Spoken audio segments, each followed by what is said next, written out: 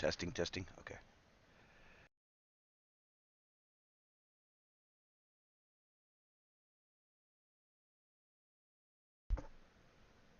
Good evening, everybody. Good evening.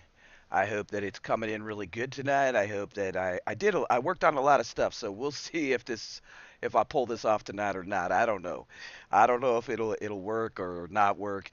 I'm getting back into it, but I'm fired up tonight. I'll tell you what. I'm gonna do a very in-depth. How's everybody doing? You bunch of prepping jerks. How are you? Yeah. Is everybody? Do I got a 10 by 10, a 5 by 5, a 2 by 4 upside my head, whatever? Can somebody give me one of those? No. Okay. Well, screw you guys too. There's some bullshit in here. Always nonstop. Always nonstop with the crap, the chaos. Um, but okay. Well, let's start out with saying, are we really? Are we next? I mean, is it happening? That's the main reason that I came on tonight with this news brief, and I want to talk to you in depth. Well, I'm throwing stuff down. I want to talk to you. Do I have a toothpick? No, I don't have a damn toothpick. If I had a toothpick, I'd let you know, but I don't have one. Oh, well, I have a stash of toothpicks, but that's for later when I can charge more money for toothpicks. That's what's happening. Um, I want to say that there's a lot going on. I'm going to be doing an in-depth report, and I'll tell you why. As we see all of these shortages, right? And I keep getting these recall alert, and I'm like, holy crap, another recall alert. And it's like, are you serious? Like, where is all this recalls coming from? And what is the real deal? I want to start out by saying that whew, this list is long tonight. The FDA issued new recall warnings, and the list is very long. If you like Doritos, just kiss them goodbye because there's a recall alert for Doritos. And there's an oral contraceptive recall as well. So there's probiotic recall, potential foodborne illness. But there's a couple of these that we're going to talk about in depth tonight, and I'm going to tell you why. There's a meat and poultry recalled, produced without benefit of inspection.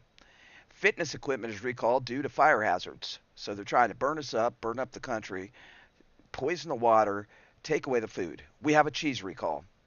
Serious life threatening allergic reactions.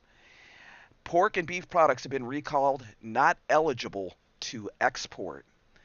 Now, this one really just gets my ass, and I'm going to tell you why. Why does this stuff always have to come down to our children?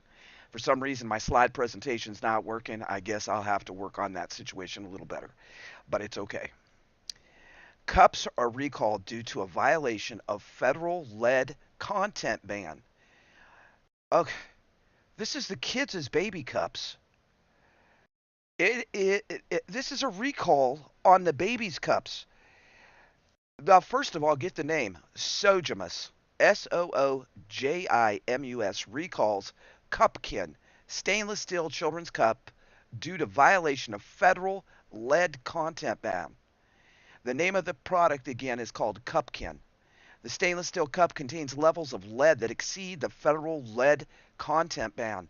Lead is toxic if ingested by young children and can cause adverse health effects. This is some bullcrap right here. The recall just came out, and you can contact consumer contact number 888-721-0096. It is a voluntary recall of the kids' cup, but it just really pisses me off, right? Because it's like, why do so many things have to do with our children?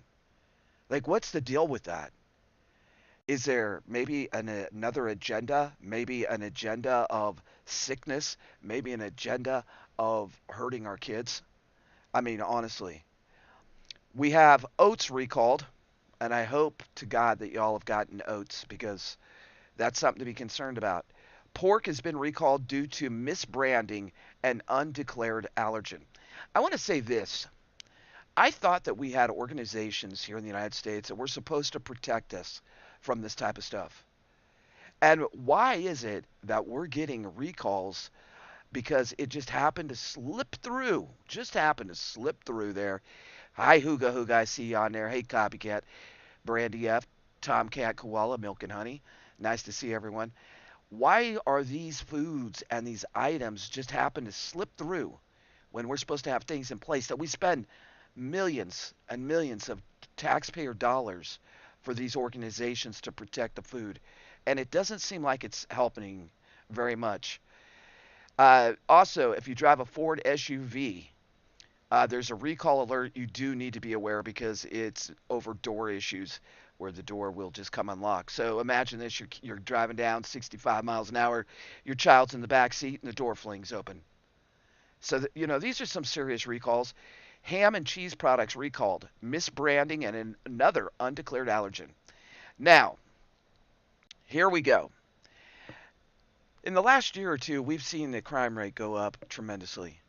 We have seen major, major issues around the United States. So now the current establishment has a great idea. They would like to push insurers to improve access to mental health treatment. The current establishment has our best interest at heart.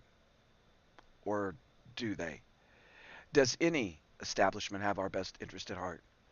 When the lockdown happened, I said in 2019 and 2020 that this is what would occur, that we would have a society of mentally insane people because it would drive people over the edge. People need the interactions with other people. They need to speak to other people. They need to see other people. Or it becomes a place where you feel sheltered in place constantly, and then you have a mental breakdown or a nervous breakdown, or the suicide rate goes up, or the alcoholism and drug addiction rate goes up. I think that over the next year, we're going to see more and more of this. I've been reporting on this for the last year and a half. And every time I turn around, we see some crazy video of somebody doing something absolutely nuts. The crime rate is off the chart, 900%, 1100% from coast to coast. But I want to talk about a couple things. So the Biden administration is pushing insurers to improve access to mental health treatment. Your president, your president, Joe Biden, is making a free push to force health care insurance providers to provide access to mental health treatment. Americans who, too, often struggle to find and afford the care they need, officials said on Tuesday. The administration on Tuesday will release the text of a proposed rule change to the 2008 Mental Health Parity and Addiction Equity Act. Biden will make remarks about the plan on Tuesday. The rule change would require health plans to make changes when they are providing inadequate access to mental health care.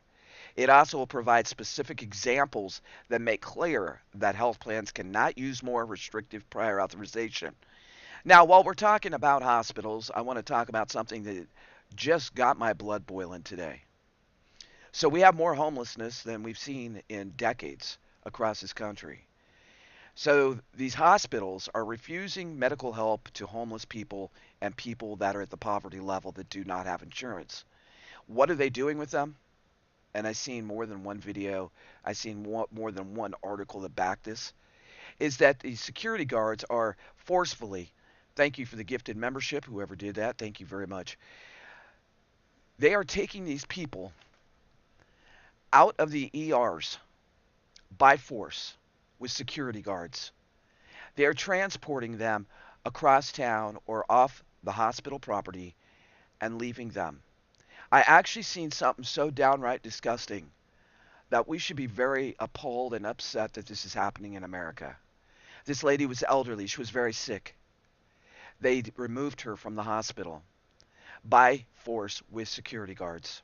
They took her across the property line. She laid down on the sidewalk and collapsed, and they put a blanket over her and left her there. This is the America that I grew up in. This is the America that I was proud to be in the United States Navy, that I was proud to be an American. And it's downright disgusting how another American can do this to our own elders. I say that each and every one of us folks, we really, really need to get on point.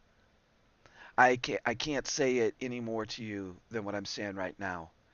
That it's so important that we keep prepping and we keep preparing because we are next. It's already happening. And it's a damn shame.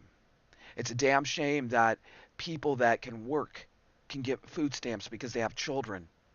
And illegal people can get food stamps, a debit card, a roof over their head, a cell phone, and more, while the American middle class carries the weight. And it's a damn shame that our elders are getting cut off from EBT, from SNAP benefits, but yet they're not getting a raise. And that's a damn shame. And when they do give them a raise with Social Security, they give them about, what, 3%? Yippee yay. Jump up and down for that. The other situation that I want to talk about that I think is very serious because we keep seeing it is the bird flu. The bird flu, they're saying that the numbers went down, but then it just comes out today that bird flu bans on U.S. poultry export persist even as cases subside. The U.S. poultry producers say that they face long, prolonged economic pain from avian flu despite going months without infection in flocks. Because, see, China and some smaller importers failed to lift trade ban implemented during the nation's worst ever outbreak of the virus. The lingering bans imposed last year to prevent the spread of the disease constrained $6 billion for the U.S. export market for poultry meat as producers also grapple with limited labor, lower chicken prices, and uncertain costs for feed. I see most of us don't realize this. Hundreds and hundreds of thousands of pounds go to the port every day full of chickens. But what are the parts of the chickens that they're shipping out? The biggest one, and I've done the research, is the feet, chicken feet. See, most Americans, we don't usually eat chicken feet, but the Chinese market, they love them. So the Chinese market is particularly important for the U.S. companies because it is the primary destination for items like the chicken feet. Pilgrim's Pride CEO Fabio Sandri warned on Thursday that Beijing may extend its ban even as other countries resume trade. Mostly owned by JBS SA, the company is one of the world's largest chicken producers. And the thing that's also interesting is China, South Africa, and the Dominican Republic each maintain bans on poultry from 37 states that previously reported infections in the U.S. Department of Agriculture. This is what records are showing. Mexico, the top overall market for American poultry meat, has largely lifted trade bans, though shipments from Colorado, Washington State, and counties in a few other states are blocked. And this is what the records are showing. China's failure to lift bans 90 days after states eliminate avian flu from farms violates the Phase 1 trade agreement signed with former President Donald Trump in 2020, industry officials said. The U.S. Trade Representative's office declined to comment, and China's General Administration of Customs did not respond to a request for comments either. So the USDA has no updated comment, and it said last year it was committed to ensuring restrictions are in line with international agreements and lifted as quickly as possible. I call a whole lot of bullshit. Ladies and gentlemen, this is just your evening news brief. I want to go through a few more of these. Those two I wanted to point out, but there's so many. The other thing is that we all got to realize that this heat wave is bringing a lot of health warnings as extreme weather grips across the globe. There's a lot of fires happening all over the world. And if you watch the video from earlier today, you will see in Greece, they actually caught the guys on camera that were starting these fires. It's also, I seen more than one resource and confirmed it in California. The same situation has happened as well as in Canada. We have little fire jumper starter people that are going around and starting these fires. And what is the purpose behind that? To let it all burn up? To burn us out? And we also have some very strange accidents and incidents happening around in the inner cities. And I want you to think about this. What's a better way to take down parts of the city that you don't want there? Burn them out. And then you can replace it with high rises, jails, anything that you want. And to me, it's a very strategic plan. That way they don't have to bulldoze it. And then who gets to pay for the cleanup from an outbreak of a fire? That's right, folks. Taxpayers. If you're paying into the system, I'll say this. It's time for a revolution. It's time for people to stand up, and get out, and quit being a puff puff and quit getting your feelings hurt about everything. Because if we don't fight for this country now, when are we going to fight? And I'm not saying that it has to be a physical fight, but we need to get out and pound the concrete. We need to get out and stand up for our elders and other people around the country. And if you see a crime being committed and you pick up your phone to videotape it, you're a real asshole. You're a real asshole if you do that. I'll never forget the day that I seen the video of a lady getting sexually assaulted on a subway, and everybody was videotaping it laughing. Where have we become, America? And where are we going? The only way to change things around is for each one of us, be it if you're a truth seeker, Second Amendment, patriot, militia, yeah, I said it, God fearing, a true American that believes in this country and believes in the freedoms that we have, a prepper. It's time for us to stand up and not set out anymore on the sidelines. I want to say God bless each and every one of you from here in the Ozarks to wherever you're at. I'm hoping to be able to bring back music soon, but that's not the most important thing. The most important thing is getting out the information to all of you, to be aware, to be alert, and to prep up like you never prepped before. Stack it to the rafters, stack it under your bed, put it behind your couch, do what you got to do. Because I have a feeling this fall and this winter that we're going to see things that we've never seen before. About a year and a half ago, I did a special called Heat or Eat, and this year I believe it's a reality. How many of you in the chat right now? There's about 40 people. How many of you believe that we are at the turning point that people are going to have to choose to heat their home this winter or be able to feed themselves? Hit a one.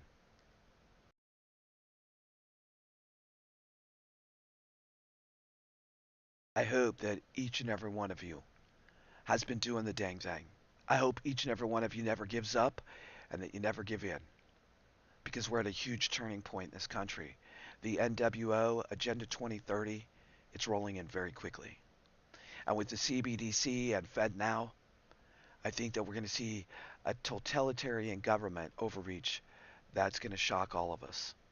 When we can't just go to the store and buy a new shirt or a pair of socks or something we want because your footprint is a little too heavy. We're living in wonderful times. Don't forget that. Don't get off centered. Stay focused on the things that are important. This is OTWP. I hope that each and every one of you does the dang thing on a daily basis. Thank you to all the new members. Thank you to all the new subscribers. Linda Edgley, welcome to the chat. Bougie, thanks for being a member for 5 months. The remaining remnant, Tomcat Koala, George Mitchell, Flintstone Girl, thanks for subscribing. I appreciate every single one of you. Do me a huge, huge favor on your way out. Make sure that you hit the thumbs up and never forget we're the OTWP, wherever we're at. God bless each and every one of you. Hey, Danny. God bless each and every one of you. And do the dang thing on a daily basis. Never ever give up. And thank you to all the members for because it really does support the channel. And I appreciate all the new memberships and all the gifted memberships. I just want to say big, huge prepper hugs from our little piece of heaven here in the Ozarks to wherever you're at. Make it count, folks. And God bless you. I'll see you soon. Take care.